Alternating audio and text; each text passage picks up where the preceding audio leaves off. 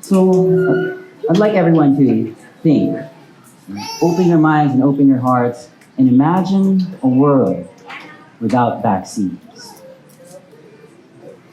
When natural calamities happen, we're often caught unaware, vulnerable, afraid.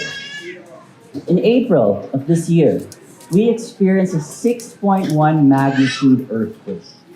And I guess it's a fact when I say that it left us all literally and figuratively shook. The casualties from that earthquake, though, aren't no joke. 18 dead, 3 missing, 256 people injured. In the blink of an eye, that calamity, that natural disaster, it all became real. It happened to us. Yet if you think about it, it's really just a drop in the bucket compared to some of the worst natural calamities we've encountered in the 21st century. November 2013, Super Typhoon Yolanda. Anyone here remembers that? Super Typhoon Yolanda, the strongest natural disaster ever to hit the Philippines. It claimed more than 10,000 lives from one island alone. And in fact, it's recorded as one of the strongest tropical cyclones ever. Staggering, isn't it? But what about plagues? What about diseases? What if we take a look about the calamities and the number of casualties that these vaccine-preventable diseases caused way back in the pre-vaccine era? In the mid-20th century, polio. I'm sure you've all heard about polio recently. Right? During the mid-20th century, it caused worldwide, massive, large-scale outbreaks. 350,000 cases of polio yearly. 1 in 200 out of those cases will result in irreversible paralysis. 5 to 10% of those will die when their breathing muscles become immobilized. In the pre-vaccine era, we see a lot of these diseases. Diphtheria, 200,000 cases of diphtheria yearly. 15,000 lives lost to diphtheria on an annual basis. Mumps, 186,000 cases of mumps year on year. 40 deaths because of mumps year on year. The swine flu, something that we've probably heard of about H1N1. Back in 2009 and 2010, the World Health Organization declared it as a worldwide pandemic. 200,000 people died because of the swine flu. And it was only until September 2010 that it was put under control when the FDA finally released the vaccine against H1N1. Measles, again, something that we've heard of this year. We're hearing a lot of these diseases this year, aren't we? Measles, before the pre-vaccine era, way back before the 60s, would claim lives in the millions. Every 2 to 3 years, there would be massive, large-scale outbreaks, epidemics of measles. 2.6 million children die of measles yearly. That's more lives lost than some of the worst natural disasters we've encountered in the 21st century. More lives lost than Hurricane Katrina, the earthquake in Haiti, Super Typhoon Yolanda, all combined. Seeing these staggering statistics, I just have one question for you. What if we lived in a world without vaccines?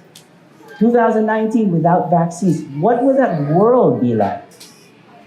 Could you tell me what would happen? Can you, as parents, imagine that world without vaccines? Definitely a lot of sicknesses will just be there. They'll all be lurking outside your door, waiting to pounce on your family, on your children. In a world without vaccines, these dreaded diseases, polio, diphtheria, pertussis, mumps, measles, they'd all make a comeback and they'd claim more lives year on year than some of the worst natural disasters combined. So let's look at the state of the nation of the Philippines right now. Let's take a look at polio. Let's take a look at measles. It's 2019, but in 1955, the first vaccine for polio was released. And it took us almost 50 years to be able to declare the Philippines as polio-free. Yet now, 2019, we are again under the threat of this very deadly and very real disease. And that's really because of poor sanitation and the declining vaccination rates in our country. Let's take a look at measles. February, again in 2019, the Department of Health issued a warning that measles was an epidemic during that time frame. This year alone, we saw 200,000 cases of measles. 63% of those cases were unvaccinated. And what happened? That claimed the lives of more than 200 children just this year. The WHO reports that globally, the number of measles cases has tripled since last year. And some diseases that you've probably never even heard about, they're all making a comeback in our lifetime, in this era, thanks to the declining vaccination rates. So it's happened before. You think that maybe it's just happening to third world countries, but no, it's happened to other countries. First world countries. It's happened to Japan. It's happened to Australia. It's happened to Sweden. Let's take a look at Japan, for example. In 1974, they had an 80% vaccination rate against pertussis. It's also known as your whooping cough. Pretty good. But what happened? People started to forget about the disease because they don't see it as often.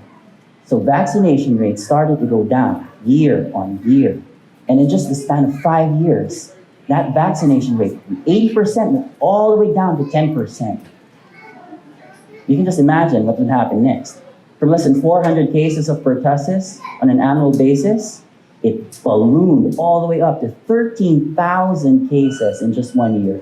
And it claimed the lives of 41 children.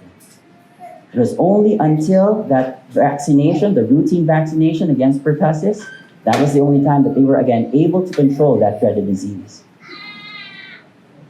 So at what point do we really just say that we've had enough? That we just really start to fight back against these diseases?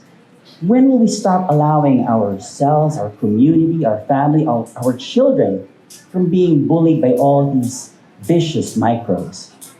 Do we just wait in fear and uncertainty, just hide under a rock, keep ourselves, lock ourselves in a safe for all eternity, just forever locked in this perpetual battle against diseases that we thought we've eliminated decades ago? Or, here's an idea.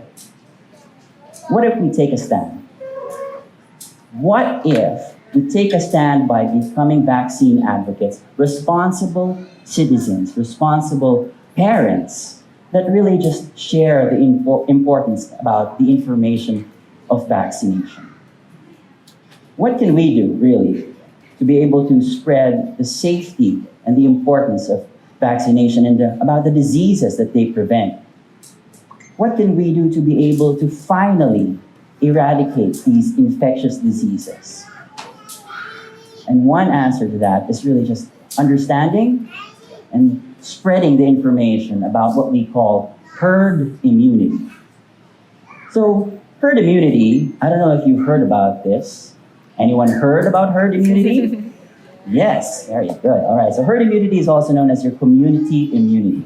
And this happens when you have a significant proportion of your population that becomes immunized against a particular disease. Thereby, it protects those who are not immunized. Right? So, let's say I have one person here who is not immunized. He's practically shielded by this entire cluster of people that are immunized. And there is a less chance of this person who has not been immunized to come in contact with someone who actually has the disease. The more number of people that you get on board to herd immunity, then the less chance that your virulent organisms, these dreaded diseases, will be able to circulate throughout your community. So, what or who will benefit from the effects of this herd immunity? So So there's a small cluster of your population that really needs to benefit from herd immunity. So number one, children. Children who have not yet been vaccinated against that particular disease. Number two, people who are immunocompromised, that they cannot receive the vaccine. Number three, our elderly people. Why? Because they're not really able to mount a good response or a good immune response against these vaccines. And number four, for one reason or another, people who do not have access to vaccines. So by promoting herd immunity, all these diseases, all these infectious microorganisms can finally be eradicated. But here's a catch. For it to work, for herd immunity to be able to work, we need to get practically everyone on board. So we need a good number of people to be able to be immunized against that particular disease. And let's take measles as an example. For herd immunity to work against measles, a very virulent organism, we need about 95% vaccine coverage in our community. And what that means basically is, if I have 100 people in my community, 95 of them need to be vaccinated against measles for your herd immunity to actually work. So let's look at other reasons why we need to get vaccinated aside from herd immunity. We know, and this is a fact, that vaccines save lives and they stop the spread of infectious diseases. We know that number one, vaccines work. This is irrefutable evidence. They work really well, 90 to 99% effective in trying to stop diseases. They've been doing so for 50 years, and they've saved millions of lives since then. Number two, we know that vaccines, they're safe, right? They're safe. There's a lot of work, a lot of studies, a lot of testing goes on before these vaccines are even made public. And number three, vaccines are necessary. They can mean the difference between life and death. And as pediatricians, we encourage all children to be able to receive the appropriate vaccinations with the appropriate doses. Prevention really is the key to be able to stop the spread of these infectious diseases. And lastly, I'd like you to realize that even if a person who is vaccinated does get the disease will tend to be much, much milder compared to someone who has never received the vaccination. So what can you guys do? What are the roles of our moms? What are the roles of our parents? Well, first thing that you should really do is just be informed. Talk to your doctor about the benefits of vaccinations, about what vaccines that he or she can give you to protect you and your family. Then once you have that information, you take it and then you share it with your community. Share what you know with others and about the importance of getting these vaccines. And of course, know the difference between your vaccine myths and your vaccine facts. And our next speaker will be able to shed some more light on that. So how can you be a vaccine advocate? Well, the first thing that you should really do is just really listen. Listen to what our other people are talking about. Listen about their concerns. Are they concerned about maybe the safety, maybe the efficacy of your vaccine? Are they concerned about the side effects? Just really listen and take it all in. Then once they've aired out their concerns, then start to share your own knowledge about the vaccines. Give them reputable sources so that they be able to make their own research about the importance of vaccination. Share your own personal story about vaccines and the diseases that they prevent. And lastly, in the offshoot that you might come in contact with someone who is an anti-vaxxer, then as hard as it may be, do not pass any judgment on them. Right? Listen to them, know what their concerns are, and then maybe respond to them and be ready to answer any other queries that they might have about vaccination. Okay? So I encourage everyone, right? Don't wait for these infectious diseases to just grab hold and take control of your family. It's time to make a stand for vaccine advocacy. Getting vaccinated is your responsibility. Responsibility to yourself, responsibility to your family, it's a responsibility to your community and to all of mankind. So for today, I'd like to encourage everyone, let's all start making a difference. Today is the day that you can be a vaccine advocate. Thank you very much and have a good afternoon. Thank you very much, Doc Miggy Villanueva.